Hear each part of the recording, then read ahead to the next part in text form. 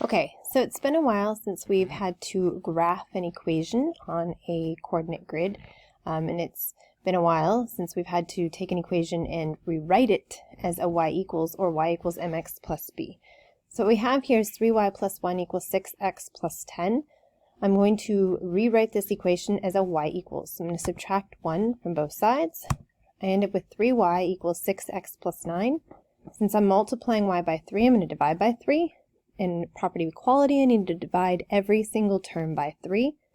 I end up with y equals 2x plus 3.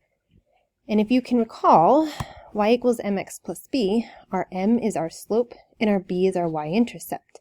So in our y equals 2x plus 3, our slope is 2, or 2 over 1, and our y-intercept is 3, or 0, 3. So when I go to graph it, first thing I'm going to do is I'm going to put my y-intercept, which is 0, 3. My slope is 2 over 1, which is the change in y over change in x, which means I'm going up 2 over 1, up 2 over 1. I'm going to use a ruler and graph my equation.